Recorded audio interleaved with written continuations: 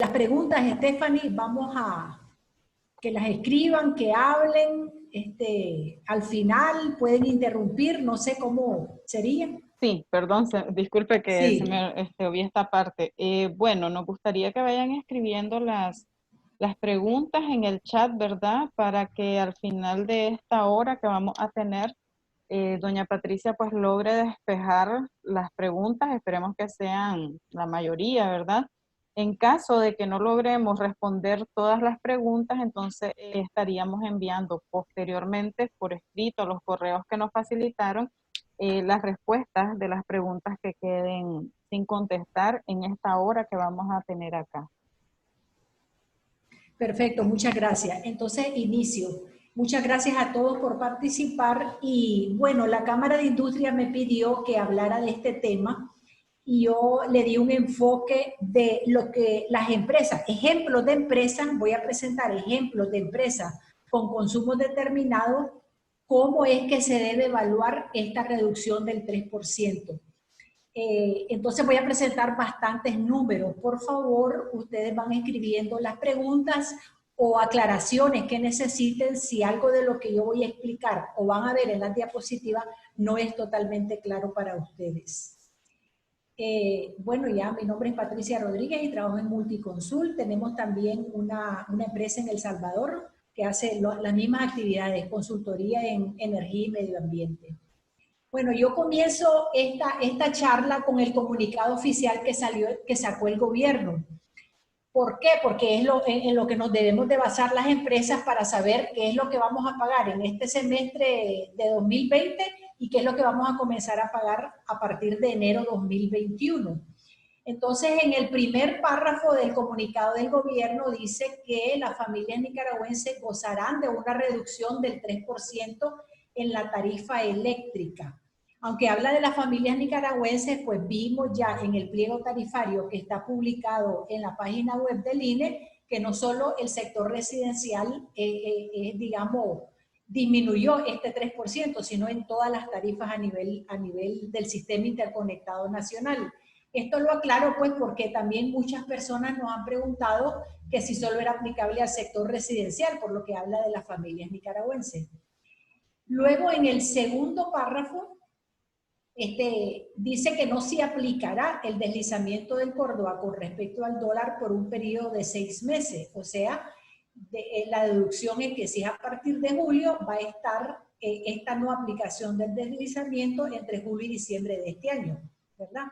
Entonces, el comunicado, indico yo abajo, no indica temporalidad de la reducción del 3%, es decir, la tarifa que está en julio se va a mantener siempre. Esa es una pregunta que nos hacemos. Por el comunicado, pues yo entendería que sí, termina 2020 y en enero seguimos con la misma tarifa de julio, a la que se le va a aplicar el porcentaje de deslizamiento mensual, que a partir de noviembre de 2019 es el 3% anual. Es decir, que en enero de 2021 la tarifa de julio tendría un incremento de 0.25% por el deslizamiento.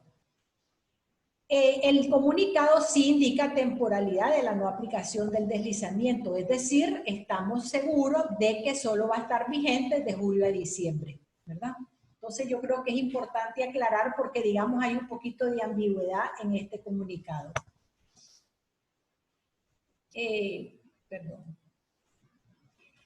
¿Qué pasa? Probablemente ustedes, los que están escuchándome, ya conocen los pliegos tarifarios, pero creo que es importante explicar que tenemos tarifas en baja tensión, es decir, los clientes que están conectados a estos niveles de voltaje, 120, 240 y 480 voltios. El sector industrial tiene 3 tipos de tarifas, lo que se le llama industria menor, mediana y mayor. Estos son los códigos de las tarifas, porque esto lo voy a utilizar en adelante. En el caso de la industria menor, que aplica a carga contratada hasta 25 kilovatios y carga contratada, tengan presente este concepto, que tiene 2 tipos de tarifa. Una tarifa que le llaman monomia, se llama monomia porque solo tiene un cargo por energía, y una tarifa binomia que se le llama binomia porque tiene dos cargos, un cargo por energía y un cargo por potencia o demanda máxima, que es lo mismo. Es decir, si hay una pequeña empresa, una pequeña industria que tiene esta tarifa, por consumir la energía, recuerden que energía es igual a potencia por tiempo. Entonces, la potencia se la van a cobrar a este precio y por las horas de uso de esa potencia es este precio, ¿verdad?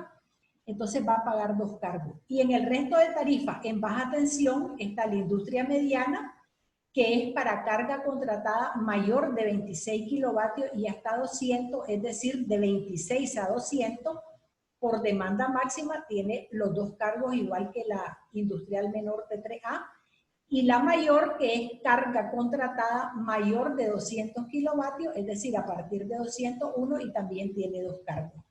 Entonces ustedes ven que hay algunas diferencias, pues digamos la industrial mayor tiene un cargo por energía más caro que la industrial mediana y este a su vez más caro que el industrial menor en la binomia, pero el cargo por energía en la menor monomia es el más caro de todo. Es decir, una pequeña industria aquí tiene que evaluar cuál de las dos tarifas le conviene más, porque en una el kilovatio hora es más caro, aunque no paga, es muchísimo más caro, aunque no paga potencia, y en el resto es más barato, pero va a pagar potencia, ¿verdad? Eso es para las tarifas en baja tensión.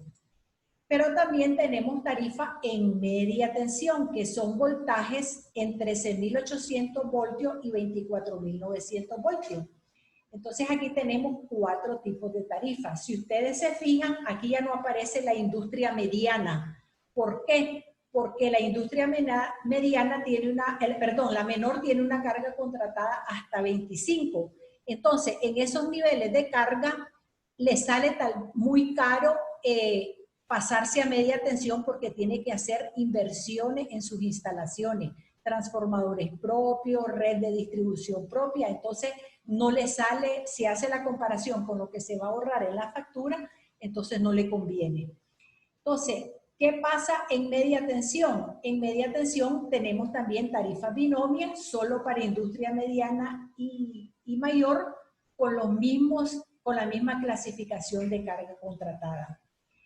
En este nivel de tensión tenemos una tarifa adicional, que es la tarifa horario estacional, que tenemos cuatro tipos de cargos para la energía y solo dos para la potencia, porque hay dos que son cero.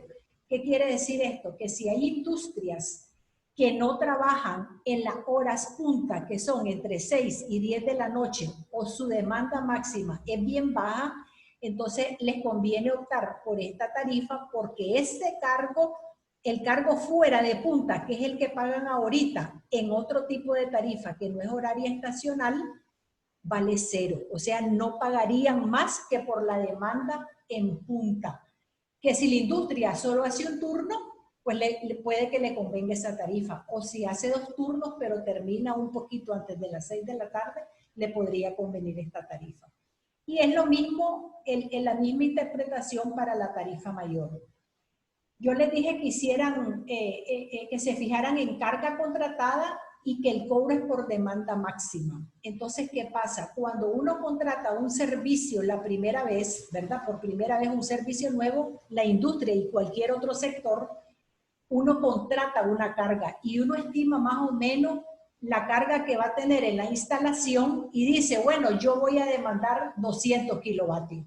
Entonces viene la distribuidora y le dice, bueno, si usted va a tener 200 kilovatios, usted va a ser una industria mediana y eso es lo que me contrató.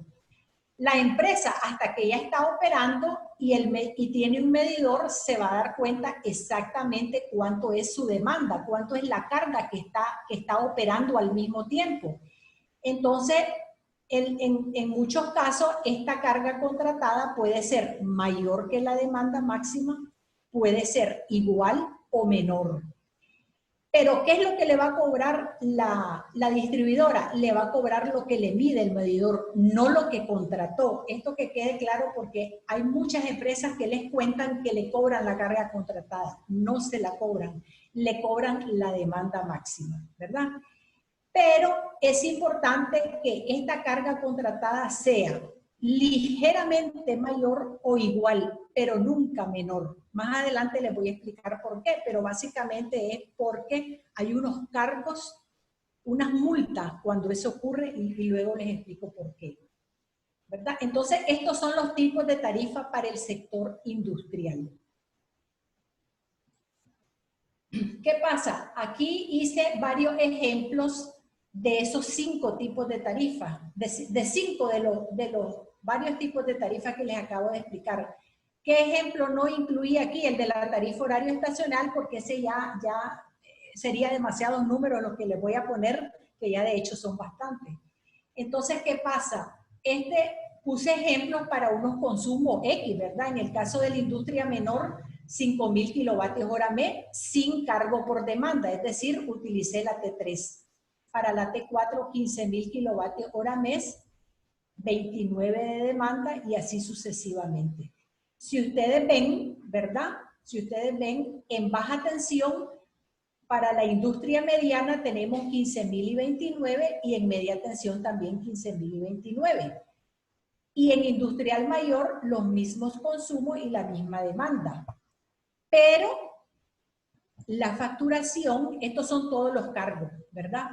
El cargo por energía, el cargo por demanda, que en el caso de la T3 no hay porque escogí la monomia para calcular, el cargo de alumbrado público, el de comercialización, que son los costos de lectura, facturación, cobro y atención a cliente, el cargo del INE, que es el servicio de regulación y es el 1% de todos los valores anteriores, el IVA, que es el 15%, y este es el total de la factura. Entonces, ustedes fíjense que la industria mediana T4, en baja tensión, paga más que la industria mediana en media tensión. Y lo mismo pasa con la mayor. Aquí se paga más que aquí. Entonces ustedes dirán, ¿verdad? Nos conviene más conectarnos a media tensión. Sí, tienen que hacer sus numeritos para pagar menos. ¿Y por qué se paga menos? Porque en media tensión el electrón está más cerca de la generadora. Por lo tanto, recorre menos trecho, solo recorre las líneas de transmisión y una parte de las redes de distribución en alta tensión y entonces el costo es menor. Entonces, cada empresa tiene que hacer una evaluación ya están seguros de que en media tensión es más barato, pero tienen que hacer la evaluación con la inversión que requerirían hacer para cambiar de nivel de tensión, que expliqué al inicio. Los transformadores son de su propiedad, tienen que tener transformadores exclusivos, el medidor va a medir el consumo del transformador, entonces todas esas evaluaciones se tienen que hacer, pero definitivamente los precios son menores y se paga menos. Entonces, ¿qué pasó con las tarifas? Durante 2019, creo que ustedes ya han oído bastante en las noticias, que se incrementó de enero a diciembre en 19.2% el pliego tarifario. Ahí va incluido el deslizamiento, que fue 5% anual hasta octubre de 2019 y 3% anual a partir de noviembre. Subió bastante. ¿Qué es lo que supimos de este incremento? Casi nada. Solo hubo una resolución del INE en marzo de 2019 donde explican por qué se incrementó en marzo, que fue 3.28%, es la única justificación que tuvimos, y se debió pues a los incrementos en los costos mayoristas. Los costos mayoristas se refieren sobre todo a los costos de generación y de los costos de generación sobre todo a los costos del petróleo, ¿verdad? Que se incrementan. Entonces, ese fue toda el incremento que tuvimos en 2019. De enero a junio de 2020, solo se incrementó 1,5% por el deslizamiento de la moneda, que ya en junio es de 3% anual, en 2020 es de 3% anual. Entonces se incrementa la tarifa 0.25% anual. Entonces, en total, desde enero de 2019 a julio de 2020, hemos tenido incrementos del 21% en la tarifa de energía eléctrica. Hay algo interesante que pasó en enero de 2020. En diciembre de 2019 el INE sacó una resolución donde dice que a partir de enero la tarifa en enero de 2020 va a ser igual a la de diciembre de 2019. Pero los números que presenta la resolución nos dice que no debería de haberse mantenido igual, sino que debería haber disminuido en enero de 2020. Pero el INE no la disminuye, sino que la mantiene igual. ¿Y qué hace para ello?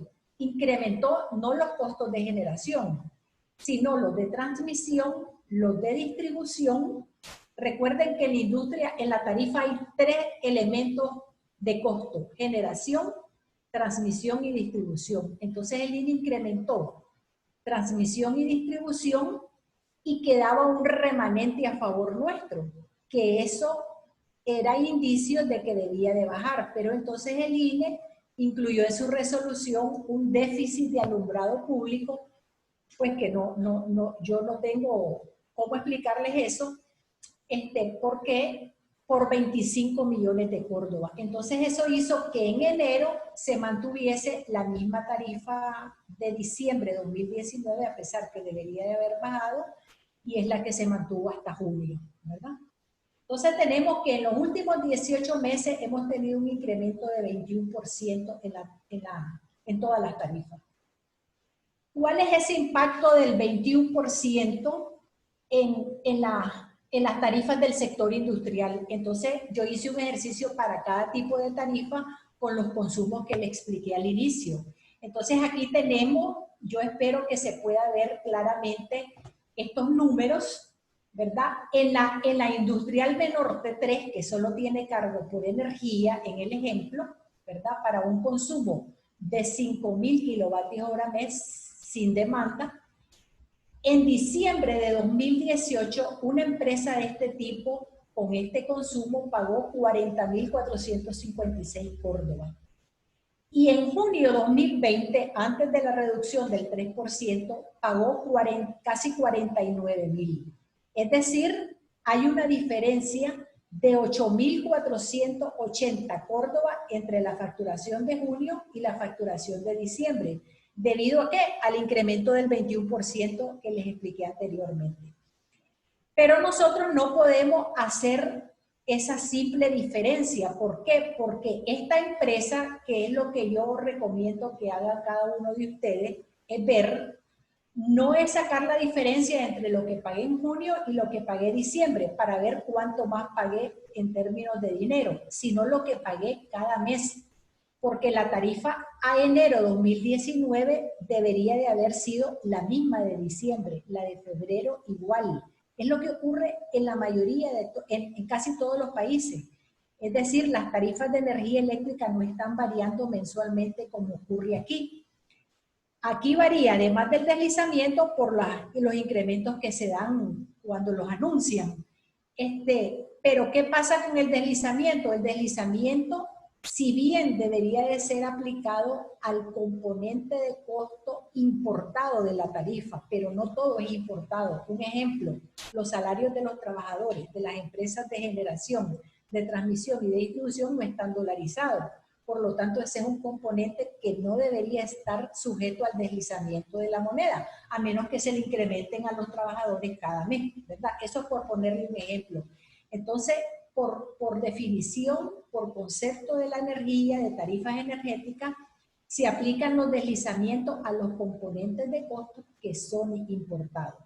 Pero aquí se le aplica el deslizamiento a todo, incluyendo, por ejemplo, a la parte de comercialización, que el 95% del componente de comercialización es mano de obra local, porque es lectura, facturación, cobro y atención al cliente.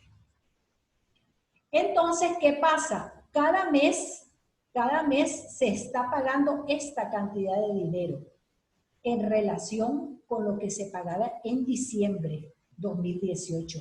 Entonces, el incremento que esta empresa con tarifa T3, empresa pequeña empresa, es la suma de todos estos valores. O sea que el incremento que ha habido en los últimos 18 meses hasta junio de 2020 para esta empresa ha representado 101.000 córdobas.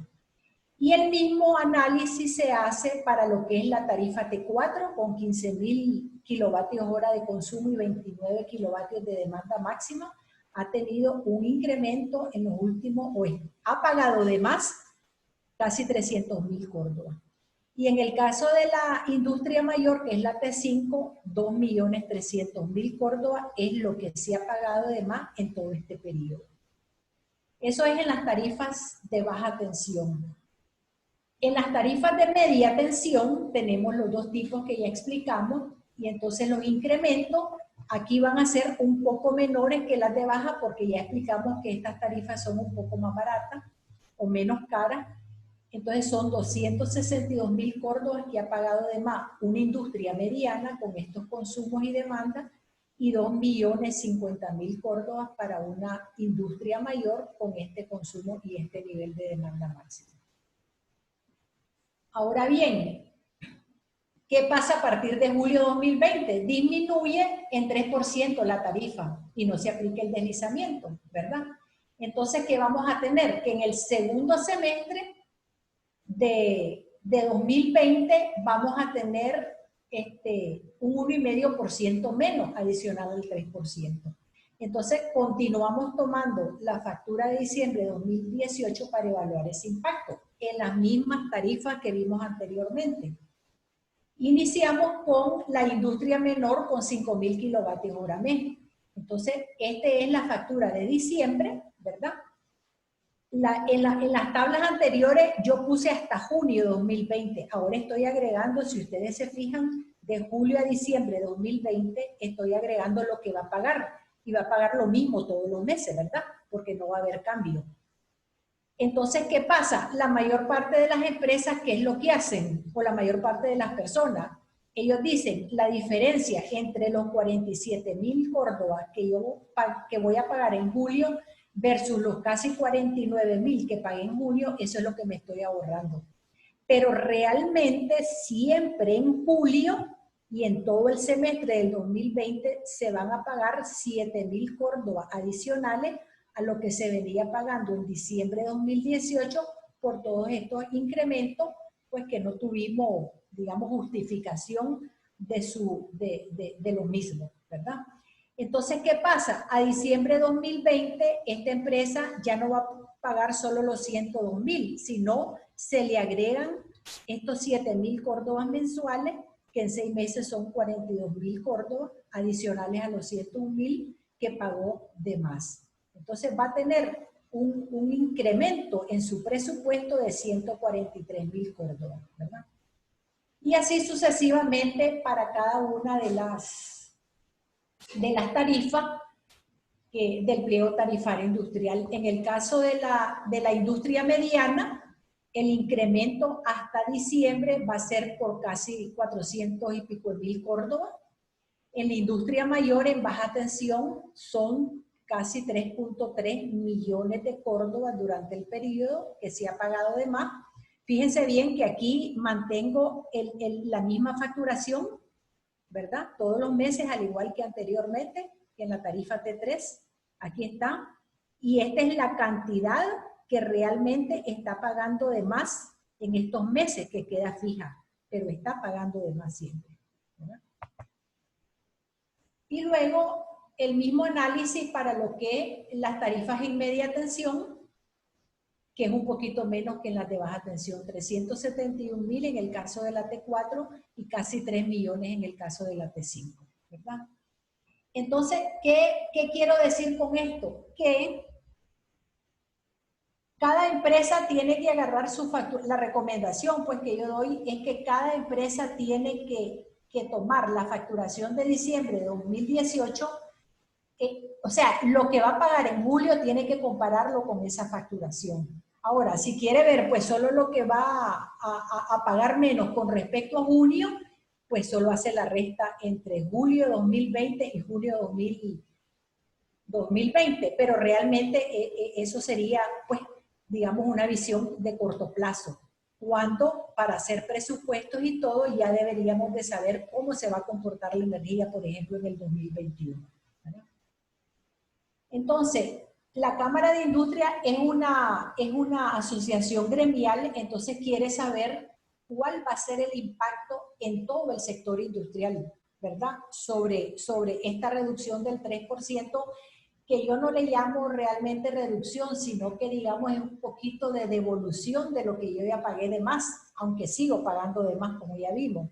Entonces, en el caso de los 5 ejemplos que vimos, ¿cuánto han pagado de más estas 5 empresas? 7.1 millones de Córdoba durante los últimos 18 meses. ¿Y cuánto es lo que no va a pagar por esos incrementos de julio a diciembre? 438,000. Entonces, realmente, estos 438,000 es, si no se hubiera dado la reducción del 3%, esta cantidad la hubieran pagado además estas 5 empresas. Entonces, realmente no es una disminución, sino, digamos, un como respiro de que no se está pagando esta cantidad de dinero por esas 5 empresas. Pero estamos hablando de 5 empresas, ¿verdad? Entonces, digamos, el saldo a favor de esas 5 empresas para poder tener realmente el precio correcto de la energía eléctrica, debería de haber una reducción que le permita a estas empresas recuperar esos 7.1 millones de Córdoba que pagó de más durante los últimos 18 meses. ¿Qué pasaría en el sector industrial? Antes de dar los números para todo el sector industrial, esta es una gráfica que a mí me gusta mucho. ¿Por qué? Porque me dice, aquí puse en este primer grupo de barras el sector residencial. En este está el sector general, que se traduce en comercio y servicios. Comercio, servicios, oficinas, tiendas, restaurantes. En el sector industrial, que es el que nos ocupa, que es la industria manufacturera, aquí no va lo que se le llama la industria turística. Aquí va lo que por definición es una industria, según el clasificador internacional industrial uniforme, que es las empresas que transforman una materia prima para producir un producto. Esas son las que van aquí. Si hay empresas que no están aquí y están aquí, o están aquí, ese es otro cuento, ¿verdad? Pero aquí, eso es lo que esta tarifa aplica para las que sufren una transformación y obtienen un producto. Y en el resto están bombeo, alumbrado público, riego, básicamente. Entonces, ¿qué pasa? Esta columna es la cantidad de clientes. Esta otra columna es el consumo o las ventas. Y esta columna es lo que pagaron, lo que pagó este sector. Entonces podemos ver que en el sector residencial es el que tiene la mayor cantidad de clientes, ¿verdad? La mayor cantidad de clientes. La industria tiene poquitos clientes. Y el sector comercio y servicio o general tiene más que la industria, pero también son pocos en relación a lo que tiene el sector residencial. A 2019, el Sistema Interconectado Nacional, en el Sistema Interconectado Nacional hay 1.2 millones de clientes, porque hay unos sistemas aislados que eso no están incluidos aquí, y eso se rigen por otros pliegos tarifarios de las empresas de distribución que les sirven a ellos. Pero en el Sistema Interconectado hay 1.2 millones de clientes. Entonces, fíjense que un poco más del 90% corresponde al sector residencial. Las ventas que se registraron a 2019 equivalen a 3.411 gigavatios hora. O sea, 3.400.000 megavatios hora, 3.400 millones de kilovatios hora, pues por la cuestión de unidades. De esto, más o menos, el 38% corresponde al residencial. Pero lo importante de esta gráfica es que pocos clientes consumen bastante en relación al sector residencial. Entonces, los dos sectores que generan, digamos, la mayor cantidad de ingresos para las empresas distribuidoras son los sectores general e industrial. Aquí el sector industrial a diciembre de 2019 eran casi 8.000 clientes y en el sector comercio y servicios 68.000. O sea, entre los dos suman 72.000 clientes, un poquitito más del 1% del total, ¿verdad? Eso es importante, pero miren la cantidad de ingresos. El sector general en Córdoba genera más que en el residencial y el sector industrial un poco menos que el sector general y también un poco menos que el residencial, con tan pocos clientes. Aquí hay que aclarar lo de los precios, ¿verdad? El sector industrial globalmente paga un precio similar al precio promedio de la energía, pero el sector general o comercio y servicios paga un 35% más. ¿Por qué? Porque en el sector residencial hay mucho subsidio. Ustedes saben que está la tarifa social hasta 150 kilovatios hora mes, a pesar que se reduce todos los eneros de cada año hasta 2022, y hay un subsidio entre clientes, es decir, los sectores general e industrial subsidian a otros sectores, incluyendo la tarifa social. Entonces, por eso es que hay también los ingresos, pues son mayores, ¿verdad? Porque el precio por kilovatio hora es más alto. Entonces, en resumen, el sector industrial representa casi el 1% de los clientes totales, con 8.000. El 23% de las ventas en kilovatio hora y el 24% de las ventas en Córdoba.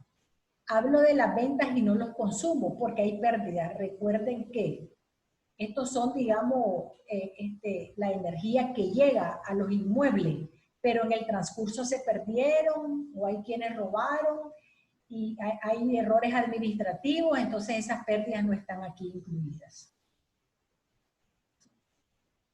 Aquí está lo de los precios promedios que le hablaba. Este es el promedio, esta barra en azul. El precio promedio de la energía en diciembre de 2019 era casi de 22 centavos de dólar el kilovatio hora. Es carísimo, es carísimo. Nosotros estábamos haciendo unos análisis para Belice y entonces el organismo financiador de esos estudios, en los términos de referencia que nos pasó, nos decía, la energía eléctrica en Belice es carísima. Entonces le digo yo, ¿cuánto es caro? 18 centavos de dólar, me dijo la persona. O sea, ¿cómo será la clasificación que nos darían a nosotros? Con 22 centavos de dólar el kilovatio hora, es carísimo. Entonces, ¿qué pasa? Tomando de referencia el precio promedio, que aquí están todos los sectores, la teoría nos dice que este precio lo deberíamos de pagar todos por igual, no deben de pagar unos más, otros menos, porque los niveles de subsidio que los gobiernos le quisiesen dar a cualquier sector, a cualquier persona, debe salir del presupuesto de la República y no de otros clientes. Porque si ustedes se fijan, este es el promedio, 22 centavos, pero el sector comercio y servicios, en general, que es paga casi 28. Bastante la diferencia. Este alumbrado público, en concepto de alumbrado público, pagamos un montón. Ya ve que uno de los elementos para que la tarifa no bajara en enero es reconocer un déficit de alumbrado público que nos tiene en este sitio con ese precio alto. Este es el bombeo de varias estaciones de bombeo de Nacal. Este es el riego que está subsidiado por los otros sectores, y este es el sector industrial. El sector industrial tiene casi 21 centavos, un poco menor que lo del precio promedio. Y luego el residencial. El residencial aquí, ustedes van a ver poca la diferencia, pero aquí están todos los residenciales. Si nosotros separamos este sector por niveles por rangos de consumo, van a ver pues que la tarifa social ni siquiera paga el costo de generación, ¿verdad? Entonces lo pagan los otros consumos del sector residencial y otros sectores. Eso es en precio.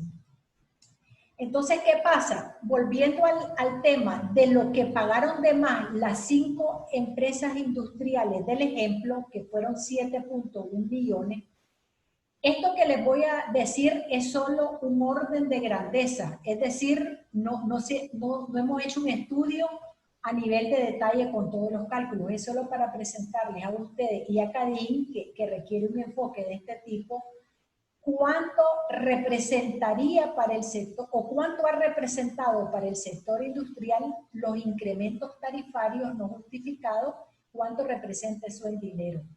Entonces, ¿qué pasa? ¿Qué es lo que hacemos? Calculamos un indicador por cliente. Si 7.1 millones de Córdoba fue lo que pagó de más los 5 clientes del ejemplo, cada cliente ha pagado en promedio 1.4 millones de Córdoba por los incrementos tarifarios. Y hay 7.938 clientes, son 11.3 mil millones de Córdoba, lo que el sector industrial ha pagado de más por los incrementos tarifarios, ¿verdad? Entonces, en este valor está incluida la no aplicación del deslizante, está incluido, estos son por los incrementos en 2019 y a julio 2020. Aquí ya está incluida la reducción del 3%. Por eso es que yo insisto mucho en que realmente no es una reducción, porque todavía hay una cantidad de dinero significativamente importante que nos dice pues que esta reducción no va a tener un peso significativo en la factura. Y eso ustedes mismos lo pueden calcular si no lo han hecho ya. ¿Qué podría dar yo de recomendaciones generales, sobre todo por la coyuntura que estamos viviendo? Es decir, muchas empresas nos preguntan que ya han hecho todo para ahorrar energía, ya han hecho auditorías energéticas, ya han implementado las recomendaciones, en el caso de las industrias, en motores, en iluminación, en compresores de aire, de frío, en todo el sistema de refrigeración, etcétera, pero definitivamente no ven el sol claro por el que la factura, pues, y con lo que acabamos de ver, se incrementa cada mes. Definitivamente, haber hecho un programa de ahorro de energía es sumamente importante, porque si disminuyó el consumo, la situación fuese peor, con consumos mayores. Es lo mismo si usted va a poner un sistema de generación distribuida, un sistema solar, por ejemplo, para autogenerar. Lo tiene que hacer una vez que tenga una instalación eficiente, porque si no va a instalar más capacidad, va a gastar más en inversión, porque tiene consumos que no son necesarios en su instalación. Entonces, digamos, estas recomendaciones no van precisamente dirigidas a ahorrar energía, porque eso, pues, digamos, depende de los usos finales en cada empresa y mediciones, recomendaciones que se hacen, sino van más que todo relacionados al servicio eléctrico. Entonces, el primero que yo uso mucho es hacer uso del derecho a reclamar. Si el reclamo no procede, hay que agotar la vía administrativa. ¿Y cuál es la vía administrativa? Son las 2 instancias ante la distribuidora y las 2 instancias ante el INE. Entonces la mayor parte de las personas me dicen, ay no, pero eso es perder tiempo. Siempre te resuelven en contra, pero hay un precedente, hay un archivo. De hecho, experiencias propias nos han indicado que si seguimos incluso después de la vía administrativa con, digamos, recursos de amparo, los reclamos terminan procediendo, aunque ya haya fallado el INE, que es la última instancia administrativa. Entonces, esa es la primera recomendación. Reclamemos lo que consideremos está correcto si tenemos alguna inconformidad con la facturación de cualquier índole. Cuando se está en un proceso de reclamo, la solución, o sea, no es recomendable no pagar la factura, porque ya también hemos tenido casos de que tanto la distribuidora como el regulador dicen, bueno, las empresas reclaman para no pagar, porque la normativa te dice, mientras hay una factura en reclamo no te pueden cortar. Entonces, por eso salió una reforma hace un par de años, donde te dice que tenés que pagar el 75% de la factura en base a los consumos de los últimos 6 meses. Pero para no estar haciendo todo ese cálculo, yo lo que recomiendo es que paguemos la porción con la que estamos de acuerdo. Que seguro, a menos que sea exorbitante el error, va a ser el consumo que hemos tenido en los meses anteriores. Es decir, nos llega la factura, estamos inconformes con algo de esa factura, reclamemos, pero al mismo tiempo paguemos una porción de ella que es la que nosotros consideramos que está correcta, ¿verdad? Porque algo se consumió. O sea, nadie pasa 30 días con un servicio eléctrico en cero, ¿verdad? A menos que ya no vive en ese inmueble o que no trabaje en ese inmueble o que la empresa esté cerrada. Pero aunque la empresa esté cerrada, ¿qué pasa? Todos estamos trabajando menos. Yo estoy ahorita en mi oficina, pero estoy con el aire encendido. Al encender ese aire, aunque yo no venga toda la próxima semana o no venga en todo el mes, si yo encendí este aire, me marcó el medidor la demanda y me la van a cobrar, aunque los 29 días restantes del mes no haya venido ni haya encendido una luz, pero encendí algo en un instante y me lo cobraron. Así es que funciona el cargo por demanda máxima. Ahora, no caer en mora. ¿Qué pasa cuando uno cae en mora? Bueno, todavía no han salido listas en los periódicos, ¿verdad? Como también hubo una reforma al respecto. Pero cuando uno cae en mora, la distribuidora aplica automáticamente el recargo por mora, por cada día de mora, aunque no te corten.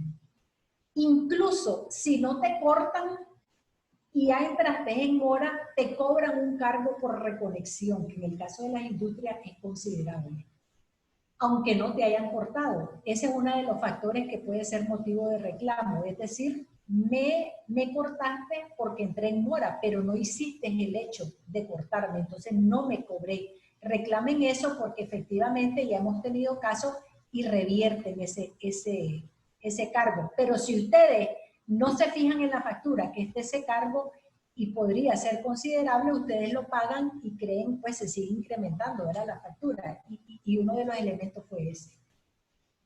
Entonces, ¿qué pasa? Al caer en mora, y lo que hemos visto en los últimos meses es que la distribuidora está reactivando el requerimiento del depósito de garantía. ¿Por qué? Porque la normativa te dice, el depósito de garantía lo paga todo servicio nuevo, pero el cliente que entra en mora se va a considerar como cliente nuevo para efectos del depósito. Y el depósito es un mes de consumo. Entonces, si ya vimos que solo la industria menor, por ejemplo, con 5.000 kilovatios hora mes, paga casi 50.000 cortos, pues va a tener que dejar un depósito equivalente a 50.000 cortos durante 18 meses y se lo regresan hasta que pase esos 18 meses consecutivos sin mora. Si entró en mora un día, una vez, vuelve a contar los 18 meses. Entonces, eso es dinero que queda congelado de manera importante. Luego la carga contratada que ya les expliqué al inicio, ¿por qué la carga contratada no debe ser menor a la demanda máxima? Y si ocurre, pueden activar el recargo por mora, porque las empresas tienen, y todos los clientes tienen un tipo de medidor, y ese tipo de medidor tiene una clase que depende de la carga de la carga que está midiendo. Entonces, si uno incrementa la demanda máxima y es mayor a lo que contrató y sobre la cual instalaron el medidor, puede dañar el medidor o el medidor puede estar marcando diferente, más o menos. Entonces te cobran un recargo por eso. Entonces lo mejor es, solamente por ese concepto, es nivelar la carga contratada al valor de la demanda máxima que sale en la facturación mensualmente. Entonces mensualmente puede variar. Casi nadie tiene el mismo valor de demanda todos los meses. Entonces, en los últimos 12 meses consecutivos, miren cuál es el valor de la demanda máxima que salió en la factura y ese sea el valor de la carga contratada. Eso no tiene ningún costo, solo informan a la distribuidora. Algo que es obvio es el siguiente bullet, que es que lea cada mes el medidor, ¿verdad? Leerlo es rapidísimo, todos los medidores tienen una pantalla donde está el número, ya no hay que hacer ningún cálculo, que el relojito ni nada, y verificar que la lectura que usted leyó en una fecha que es la cercana a la facturación, en general si me leen los 15 de cada mes, o me leen los 15 o me leen los 16 o los 17, ¿verdad? Me tienen que facturar entre 28 y 33 días, mínimo 28, máximo 33. Entonces, que la lectura que yo leí sea similar a la de la factura, que el número de medidor sea igual al que aparece en la factura, porque no es un caso que conocemos de que son diferentes por miles de razones, porque administrativamente se le dio de alta con el número de medidor del vecino, porque entonces, ¿qué pasa? El lector llega, no encuentra ese medidor, o encuentra y no me pertenece, y entonces me están facturando otra cosa. Entonces, eso puede ser obvio, pero realmente nadie lo hace, o casi nadie, y entonces es importante verificar eso. Y hay otro punto importante que es la ley. Hay una normativa de servicio eléctrico, que es la que ustedes tienen que usar para todo lo relacionado entre ustedes y la empresa distribuidora, todo lo relacionado con el servicio eléctrico. Entonces, en la ley de la industria eléctrica, que es la ley que manda a todas las normativas, dice que la normativa de servicio eléctrico no puede aplicar energía no registrada cuando hayan fallas en el equipo de medición o errores de lectura. ¿Por qué? Porque ambas cosas son responsabilidad de la empresa distribuidora. Entonces también hemos tenido casos en que la energía no registrada no se refiere a robo de energía. Puede ser robo, pero se puede deber a estos casos, que el medidor se dañó, que una de las fases del medidor se quemó un fusible y no esté midiendo, la empresa ni se da cuenta o se da cuenta 3 meses después y viene la factura, le llega y con una retroactividad de los 3 meses donde esa fase estuvo desconectada por fallas en el equipo de medición, en los transformadores de corriente, de potencial u otro error. Entonces la distribuidora está aplicando esa retroactividad que, aunque en la normativa está, lo prohíbe la ley de la industria eléctrica. Y la ley prevalece sobre la normativa. Entonces ahí tienen que tener ojo cuando ustedes vean que la facturación se le subió enormemente y en el detalle tienen que ver cada cargo, a ver si corresponde a las lecturas, a la demanda o a otras situaciones que no son parte de los consumos corrientes. Y la última recomendación es que, como ya vimos, hay varias opciones tarifarias. Digamos, lo más rápido para ver si uno puede pagar menos en la factura es ver qué tarifa le conviene, ¿verdad? Y hacer la evaluación del nivel de inversión que requiere para pasar de la tarifa de baja tensión a la tarifa de media tensión. Y un punto importante es que la distribuidora en general le dice, usted no puede cambiar de nivel de tensión porque no tiene 300 kilovatios de demanda. Eso no es correcto. Ahí se los enseñé en el pliego tarifario que está en la hoja web del INE. Todo cliente que tenga una demanda máxima mayor a 25 kilovatios puede pasar a media tensión y hacer uso de la media tensión que tiene precio menos caro que la tarifa de baja tensión. Bueno, eso sería lo que les presento. Hay 9 preguntas. No sé, Stephanie, empezamos a contestarlas. Sí. Si gusta, Sí. Todavía podemos, creo, tener unos minutitos ahí, pero yo solamente miro 3, doña Patricia. No sé si estoy equivocado, o a lo mejor le hicieron a usted alguna en privado. Bueno, aquí voy a ver la primera, que es, que dice, el costo por alumbrado público es en dependencia de la tarifa, es un monto fijo. Sí, depende de la tarifa y es un monto fijo. Voy a regresar a ¿cómo se llama? Voy a regresar, permítanme, a la primera, a la de la factura, para que ahí vea, Dania, como es. Miren acá. Entonces, ¿qué pasa? Depende de la tarifa. Por ejemplo, la tarifa industrial mayor en baja tensión y en media tensión pagan 20.000 córdobas por alumbrado público. Y las otras tarifas 800, la diferencia es enorme. Pero, por ejemplo, en la industria menor también hay diferencia en el pago de alumbrado público si consume hasta 150 kilovatios hora mes, que es bien poquito, y más de 150 kilovatios hora mes, que es este el caso. Entonces, sí, hay algunas diferencias, hay diferencias, mejor dicho, y muchas significativas, como este caso, en lo que cobran el alumbrado público. Ustedes pueden obtener las tarifas de alumbrado público también en la página web del INE. Se publican mensualmente y son diferentes dependiendo de la tarifa. Si me dicen que no está claro, me explico más, ¿verdad? Después dice aquí, la demanda máxima, esperen, el costo. Después hay otra que dice, en todos los casos en los que la tarifa que se paga es menor al promedio, se compensa con lo que otros sectores pagan, o el gobierno sí aplica subsidios de su presupuesto a algún sector. Miren, de lo que yo conozco, y no quiero decir que lo conozco todo, pero ya tengo desde el 85 trabajando en esto,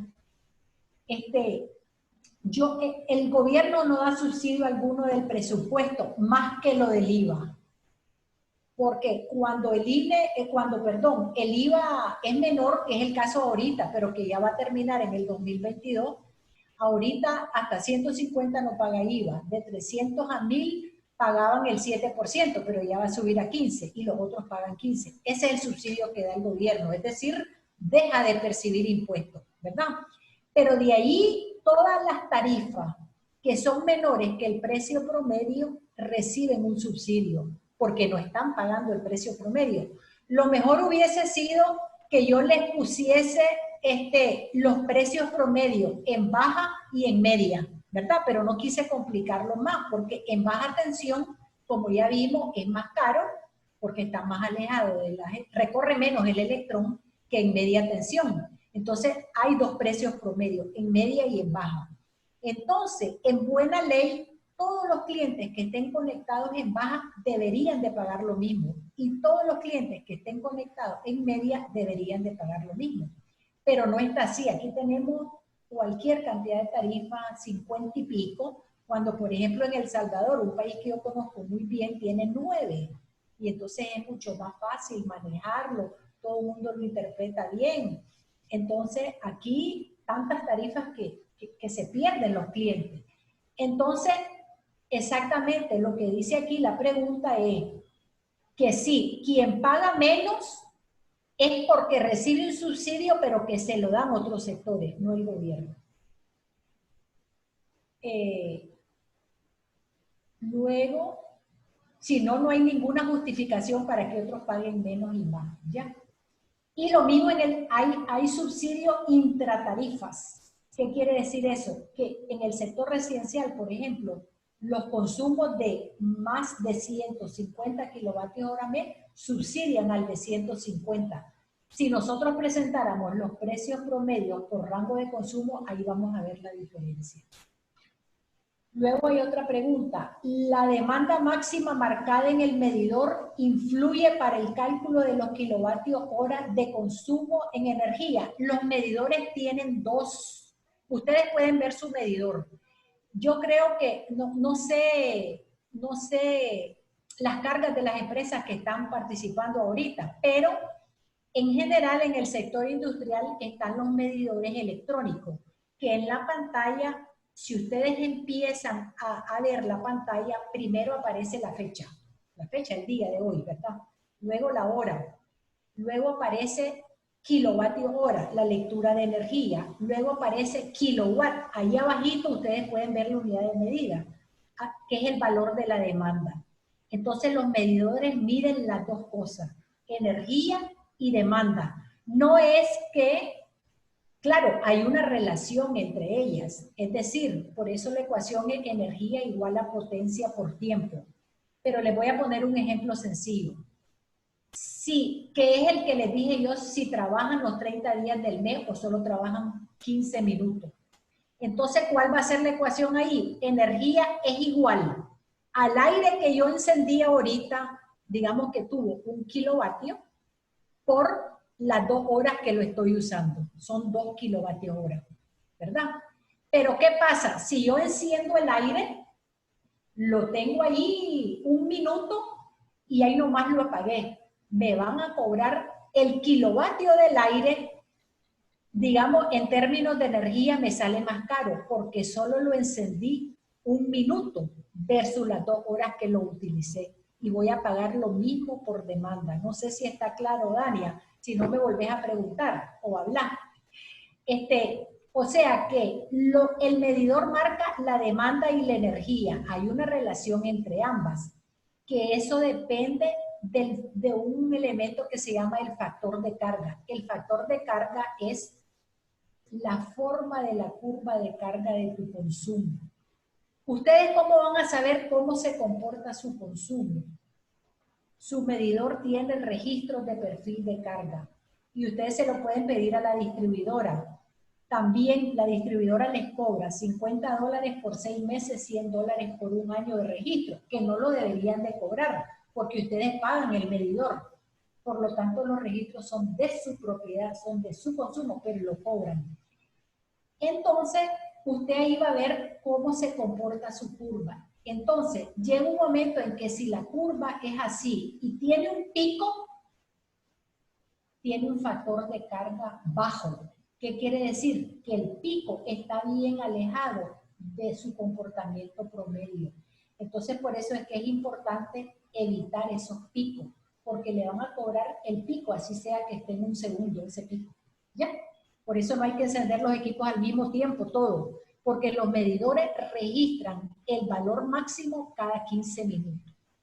Entonces, en los 30 días de facturación, el medidor escoge el valor máximo de los 15 minutos. De los aparatos eléctricos dice que no hay que encenderlos todos al mismo tiempo. Porque sí. Él te, hace, te levanta una carga y él te cobra el pico más alto.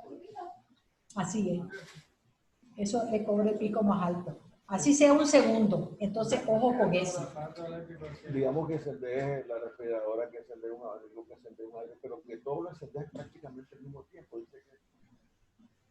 Mire que aquí hay una pregunta, todas son interesantes, pero aquí me dicen, ¿por qué ha tomado como referencia para el análisis enero 2018? Fue diciembre, ¿verdad?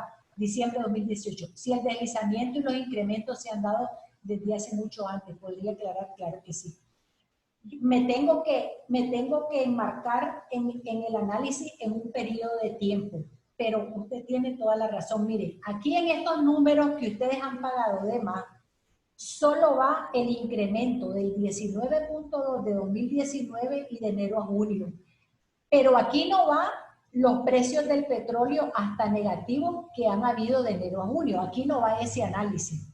No lo hago, no lo hice porque, pues, eso necesitamos varios días. O sea, sería como un curso.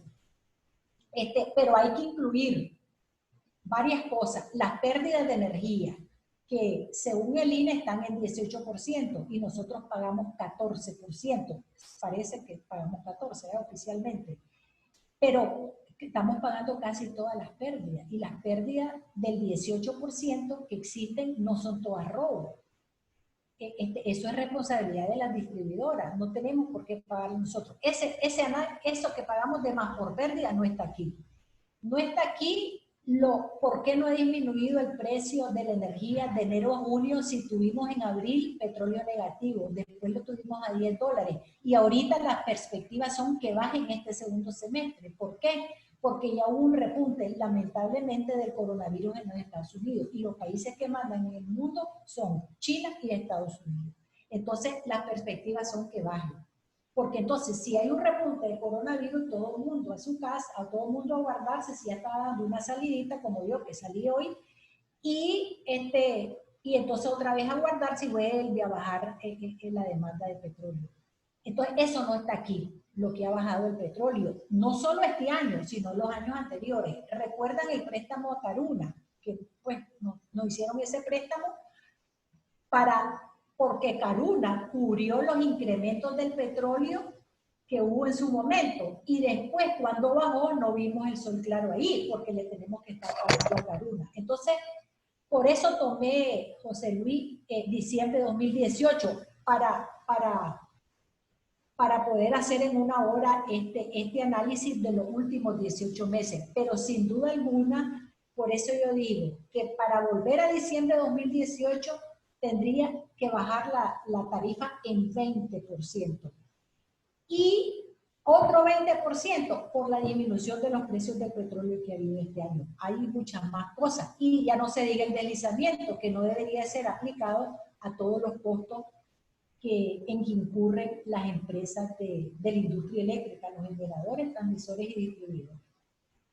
La regulación de línea, otra pregunta, ¿cómo se calcula? Se calcula, usted suma, aquí estamos viendo, ustedes ven la pantalla, ¿verdad? Entonces, aquí estamos viendo todos los cargos y dice el INE, estos 422 córdobas del INE que paga la T3, los 1000 y pico y cada uno, se calcula el 1% de la suma de los anteriores. Así se calcula el cargo por regulación. 1% de la suma de los anteriores.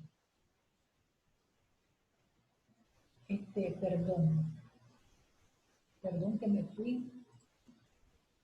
Se me perdieron los chats. Si gusta, le puedo leer la siguiente pregunta. Por favor, sí. Nos pregunta Vanessa Vega. Hola, buenas tardes. ¿Es legal la aplicación de costo monetario de alumbrado público a un mismo usuario, pero que posee varios NIS y medidores, aunque los medidores estén internos y nos encontramos en zona rural? Sí, mire, ya le voy a decir. En el alumbrado público hay una normativa, ¿verdad? Entonces, ¿cómo se debe de cobrar el alumbrado público? El alumbrado público uno lo debemos pagar todo, ¿verdad? Lo importante aquí es cómo se calcula lo que nos cobran. Por ejemplo, yo les dije que en diciembre del año pasado el INE sacó una resolución donde dice que hubo un déficit que tuvo la distribuidora, perdón, de 25 millones de Córdoba y nos lo pusieron. ¿De dónde salió eso? No sabemos. Pero una cosa sí es cierta, que lo tenemos que pagar todo. Y no lo tenemos que pagar todo solo por el que tenemos a 100 metros de nuestra casa. ¿Por qué? Porque en el caso de las zonas urbanas, los que tenemos vehículos circulamos por la noche y necesitamos el alumbrado público para tener una conducción segura, ¿verdad? Más segura. También hay bulevares que los peatones ocupamos y podemos caminar por los bulevares si no tenemos vehículos, en las paradas de buses, etc. Entonces, el alumbrado público no es solo por el poste que tengo cerca de mi casa, sino por todo lo que implica el alumbrado público, pues como les dije, bulevares, calles, rotondas, etc. En las zonas rurales el punto es un poco diferente, porque bueno, hay vehículos, hay alumbrado público, entonces ahí sí debería haber una diferenciación. Pero sin duda alguna, ahí vimos que una industria mayor paga 20.000 córdobas de alumbrado público contra una industria mediana que paga 800, 900 córdobas. ¿Que cada NIS lo paga? Bueno, sí, cada NIS, así dice la normativa, cada NIS tiene que pagar el alumbrado público. Entonces, lo que sí es correcto, pues sí es correcto porque es un servicio, ¿verdad? Es un servicio y en el sistema de gestión comercial, yo fui gerente comercial hace muchos años y uno no ve el nombre, ve el NIS. Entonces a mí me salen 100.000, 1 millón de clientes y 1 millón de clientes que consumen tanto y así calculo el consumo de alumbrado público. Ahora, las empresas en general no deberían de tener mucho servicio, pues no deberían de tener tantos servicios porque se les duplica ese cargo y están ubicados en el mismo lugar, a menos que tengan usos diferentes dentro de la industria, ¿verdad? Entonces, ese sería un factor en contra de tener varios NIS dentro de una misma instalación, porque vas a pagar 2 veces el costo de comercialización porque te llegan 2 facturas, te llegan 2 cobros, sí, aunque una sola persona vaya a recibir la atención al cliente por los 2 servicios. Entonces, en resumen, la pregunta es sí, cada NIS se le aplica el alumbrado público, pero para mí el problema no es tanto ese, es el valor. Es decir, hasta dónde está justificado que lo que pagamos en concepto de alumbrado público es lo correcto y que los subsidios de alumbrado público es lo mismo que en las tarifas, deberían de salir del presupuesto y no de los otros clientes, que es lo que está pasando. Un cliente industrial mayor pues subsidia lo que debe pagar otro cliente porque vemos que es evidente las diferencias, los montos que hay. Vanessa igual nos preguntaba que si le podría decir la normativa que se puede revisar. También mencionaba aquí, pero si los postes que tratan de cobrar no existen y no hay luz en la comunidad, igual se cobra el alumbrado público. Bueno, es que si no si es una comunidad rural y no existe, pues no hay vehículos, no hay calles, habría que ver cada caso, pues. Pero puede ser un ejemplo, puede ser que Masaya tiene el servicio de alumbrado público. En la zona de Pacayita, por ejemplo, que es una zona rural y no hay alumbrado público y esta gente viene a Masaya porque no se cobra por comunidad, se cobra por región. Pues Masaya tiene su servicio de alumbrado público, cada departamento, ¿verdad? Entonces habría que ver, vuelvo a lo mismo, el problema no es tanto si lo pagan o no, sino cuánto. Digamos, si la comunidad entera, por decir algo, de Pacayita no tiene alumbrado público, no le deben de cobrar como le cobran a todo Masaya, porque definitivamente, pues, aunque frecuenten Masaya, aunque vayan a Masaya, pues no pueden estar pagando por el servicio de Masaya cuando en la comunidad entera no hay. Entonces, si hubo un servicio de alumbrado público o es que el servicio de alumbrado público no está funcionando, entonces lo que tienen que hacer es un reclamo como comunidad. El problema de los reclamos, por eso yo insisto en que tenemos que reclamar. Digamos, nosotros llevamos un caso de un alumbrado público hace rato y pasaron 2 años para que los repararan, ¿verdad? Entonces, te cansan, te quieren cansar, pero uno no hay que cansarse porque, pues, yo creo que lo mejor sería temprano resolver el reclamo, pero pues estamos en un país en que la empresa distribuidora se toma el tiempo que determine, que quiera, y el regulador pues no le exige eso. Yo recuerdo que antes a la distribuidora se le aceptaban hasta 300 reclamos al mes. Si al INE llegaban más de 300 reclamos, se resolvían a favor del cliente porque eran demasiados reclamos en un mes. Pues ahora todo reclamo que llega a la distribuidora, la segunda instancia ni lo analiza, va al INE y el INE resuelve a favor. Entonces, pero se crean precedentes, es decir, y queda una constancia de que el reclamo fue hecho. Entonces yo creo que eso es importante cuando haya una independencia pues total de las instituciones y se pueda resolver de acuerdo a normativa. ¿Cuál es la normativa que aplica? La normativa de servicio eléctrico y la normativa de tarifa. Son 2 normativas. En una está lo relacionado con los cobros del alumbrado público y en otra está las relaciones entre los clientes y las distribuidoras respecto a la facturación, reclamos, niveles de voltaje, ampliaciones de la red de distribución cuando tengan que hacer para conectar un servicio nuevo, los reembolsos que tiene que hacer la distribuidora. En esas 2 normativas se pueden consultar. Pero como les digo, puede ser que la normativa le diga el procedimiento para cobrar el alumbrado público, pero ¿cómo verificamos que efectivamente lo están haciendo? Debería de ser público y ese es el problema que tenemos, que no lo es.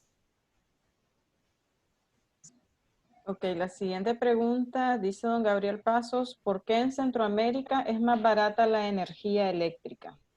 Porque, miren, por ejemplo, ahorita se está hablando mucho de que si el petróleo está bajo, entonces no sigamos con renovables, que es lo que hizo México. Pues hay que hacer los análisis en cada cosa. México evidentemente ha disminuido sus ingresos por venta de petróleo que sustentan el presupuesto del gobierno. Entonces evidentemente no quiere más renovables. Pero el ejemplo de Costa Rica le voy a poner. ¿Cuál es la ventaja de Costa Rica? Que tiene un precio estable. Los ticos anunciaron el año pasado que este año no iba a haber aumento, que la tarifa, no iba a haber ni aumento ni disminución, se iba a mantener la misma tarifa del año pasado, todo el año. ¿Por qué se pueden dar ese lujo? Porque tienen 90% de renovables y la renovable es independiente de los precios del petróleo y de los coronavirus y de la situación geopolítica del mundo. Entonces, ¿qué pasa? En países como nosotros, donde el 45% en promedio anual todavía es petróleo, lo vivimos todo. Sube el petróleo, rapidísimo sube. Baja el petróleo, no baja. Entonces, por eso es que es más barato en los otros países. Ahora, en los otros países no hay ese desorden tarifario. Como les decía, El Salvador tiene 9 tarifas y la cantidad es similar en el resto de países de Centroamérica. Entonces no, los niveles de subsidio se le dan solamente ¿cómo es que se llama? A los sectores residenciales, evidentemente de bajos ingresos. Pero aquí tenemos lo que nosotros le llamamos en energía incentivos perversos.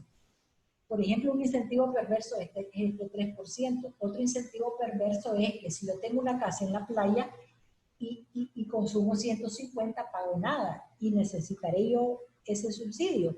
Entonces, eso ocurre así cuando tenemos tantas tarifas y se arma el desorden. Fíjense que desde hace mucho, en muchos de los cursos que nosotros damos, hemos hablado de que las tarifas en algunos sectores eran más caras en media tensión que en baja. Ya lo corrigieron eso, por lo menos para el sector industrial. ¿Verdad? Después que hablaste y hablaste y hablaste. Por eso es que me parece a mí que hay que, si ustedes tienen un reclamo de su factura, tienen que hacerlo, ¿verdad? Lo mejor sería resolverlo rápido, pero ya dijimos que aquí pues se llevan su tiempo. Pero, entonces por eso es que es más barato en los otros países. Primero, el pliego tarifario es sencillo, es fácil de interpretar. Aquí no volvemos bolas con tantos tarifas, ¿verdad? Luego, en Costa Rica, por ejemplo, hay audiencias públicas. La gente puede ir a ver cuando el ente regulador y la distribuidora les explican a qué se debió que bajó o a qué se debió que subió o a qué se debe que se va a mantener igual. Hay audiencias públicas en cada aprobación tarifaria. En cada aprobación tarifaria se hace al menos cada 5 años. Aquí, ¿cuánto tenemos de no saber qué está pasando? Entonces para mí, esas razones y otras más hacen de que la energía sea más barata. Ahora, ya ve que el precio de la renovable, ¿qué pasa? Aquí tenemos un problema con el precio de la potencia. La potencia de las generadoras es el costo de capital por haber invertido. Cuando ya se recupere esa inversión, debería de ser menor, aunque estén suministrando potencia. Pero aquí tenemos los contratos, pues les voy a poner el ejemplo de una de las más caras que son las plantas Che Guevara, aunque estén generando poco. Ese precio es altísimo, le pagamos casi $15 por kilovatio. Y eso es un costo hundido, porque ya recuperaron su inversión, pero lo seguimos pagando. Y lo seguimos pagando y no están disponibles, porque está bien, entre comillas, que lo paguemos si estuviesen disponibles, pero no lo están porque no tienen combustible y lo pagamos. Eso no ocurre en Costa Rica, en El Salvador, en Guatemala, ¿ya? Entonces esas son las razones por las que pues en los otros países es más barato que aquí.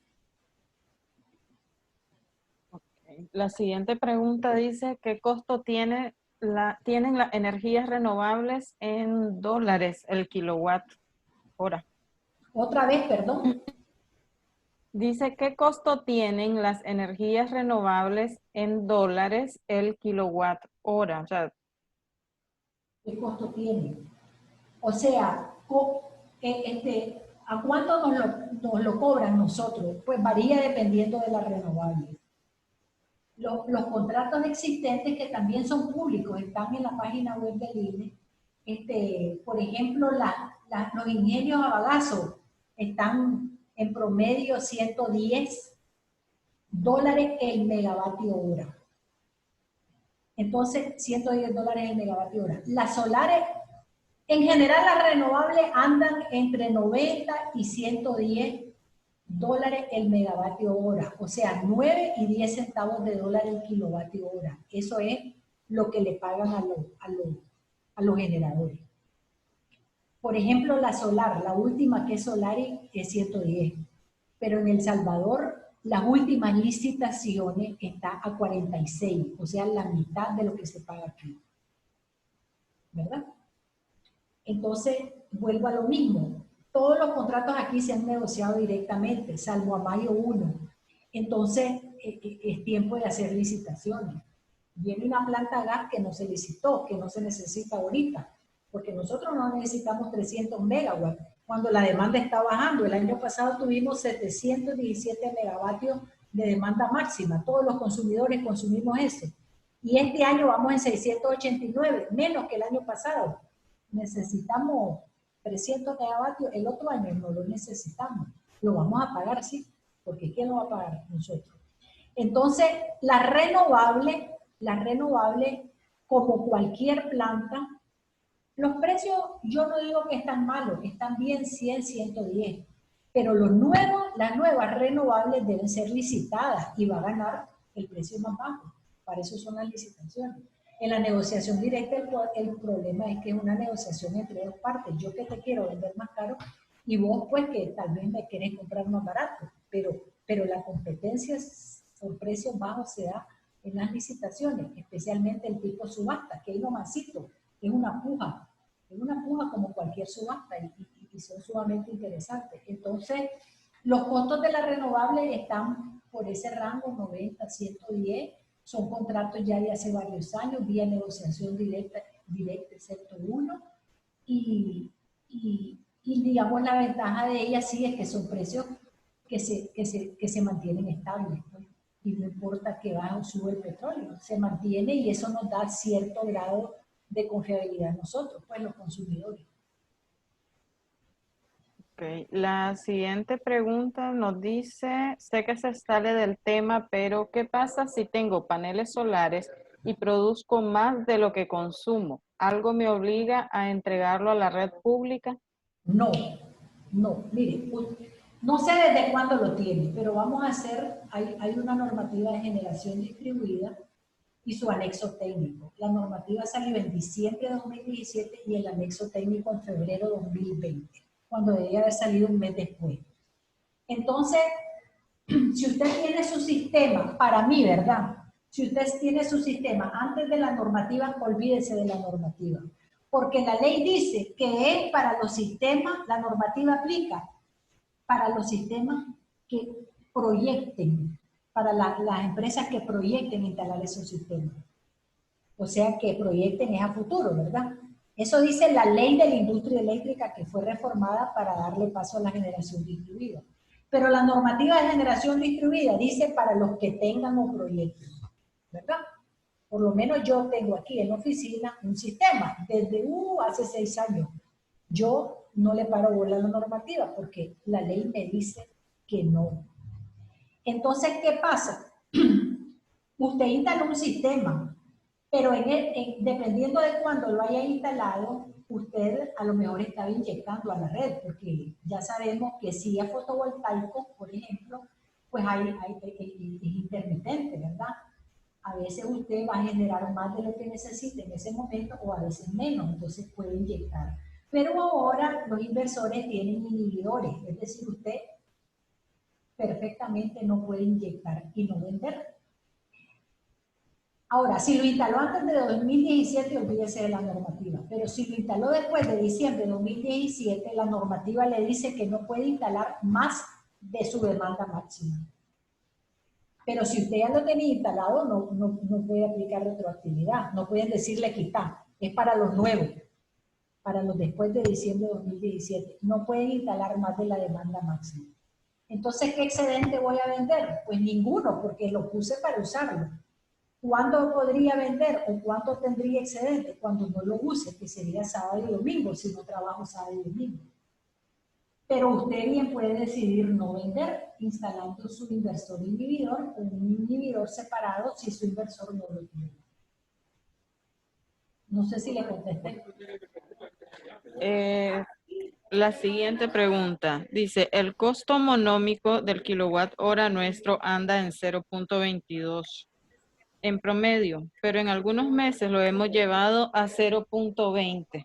Si estuviésemos en tarifa T5D, nuestro monómico estaría en 0.27. Actualmente estamos en la T5E y efectivamente para pasarnos a esta tarifa tuvimos que hacer un análisis de nuestra curva de demanda.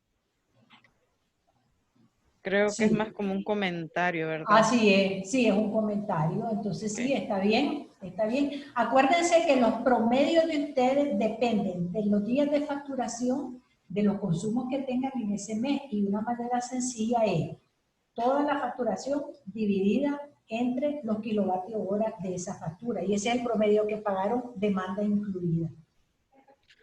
Y la última pregunta que tenemos acá dice, en Guatemala las 1000 industrias compran directamente a los generadores. ¿Por qué aquí solo 3 empresas lo hacen? Porque quieren. Es decir, miren, hay empresas que están comprando el mercado de ocasión, que es un mercado que ya tiene muchos años de estar mucho más barato que si le compra a un distribuidor. Y de hecho pueden comprar en el mercado regional. El mercado regional tiene mercado de ocasión y está ahorita a $56 el megavatio hora. Entonces las empresas pueden hacerlo, lo único es que tienen que habilitarse, hacer un proceso pues, de habilitaciones y hay que poner una garantía, ¿verdad? Ante el mercado, pero no lo hacen. Miren, hay algunas empresas que lo hacían y se retiraron porque la distribuidora les ofreció mejores precios, porque la distribuidora tiene, aquí es cap price, o sea, el precio máximo, no pueden cobrar más que eso, pero sí menos. Eso depende pues, en la negociación. Entonces hay empresas que fueron grandes consumidores y regresaron a los distribuidores, pues para no estar en esos afanes de tener una persona comercial que esté manejando el mercado mayorista. Entonces es más cómodo estar con la distribuidora, pero es más caro. Pero se ahorran un montón. Si hay una empresa, pero para eso tiene que tener un megavatio de demanda máxima, mínimo. Porque eso dice la ley. Y ya tiene un montón de años que no la bajan, porque en otros países está a 100. O sea, empresas con 100 kilovatios de demanda podrían ser grandes consumidores y comprar directamente en el mercado mayorista. Entonces, la limitante aquí es el megavatio de demanda máxima concentrada. No puede estar que usted tenga una planta en Masaya y otra en Managua y la suma. No, no, no. Tiene que ser en el mismo punto de suministro. Que tenga el megavatio para poder comprarle directamente a un generador, si tuviese holgura el generador, o al mercado de ocasión. El mercado de ocasión es uno de los mejores mercados. Es un mercado de riesgo, pero bueno, el que no se arriesga no obtiene. Entonces, como le digo, en el regional, que hay bastante energía, Guatemala y Costa Rica tienen energía hidroeléctrica de sobra, a $56 está el mercado. Y por ejemplo, Bluefields, que es una empresa distribuidora de Enel, está comprando más de lo que necesita, casi a 100, y luego lo revende, que no debería de ser porque no hay comercializadores. Que ese es otro de los factores para que tengamos tarifas caras. Que ante quien preguntó que por qué es más caro aquí, ese es otro factor, porque en Costa Rica no hacen eso, en Guatemala tampoco. Entonces, pero sí, un gran consumidor de 1 megavatio puede comprar directamente sin comprarle a la distribuidora y se ahorra un montón. Ok, bueno, esta es la última consulta que teníamos. Esperamos, ¿verdad?, que se hayan respondido todas sus dudas. Quisiera agradecerles infinitamente a doña Patricia, ¿verdad?, por este webinar, esta exposición que nos hizo. Definitivamente, pues, las preguntas, los conocimientos, ¿verdad?, que nos brindó, vamos a utilizarlos en nuestras empresas, en nuestra industria. Agradecerles a ustedes la participación, ¿verdad?, que tuvieron en este webinar y esperamos, pues, contar con muchas más actividades que podamos hacer en conjunto. A los correos que estuve mandando el link de conexión, pues les vamos a mandar, ¿verdad?, la grabación de este webinar. Igual si tienen alguna consulta, pueden escribirnos a membresía@cadin.org.ni y pues no me resta más que desearles una excelente tarde. Buenas tardes, gracias a todos.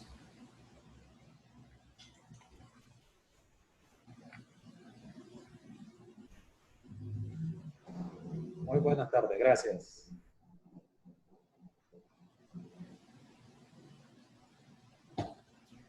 Muchas gracias, Patricia. ¿Cómo no? A la orden.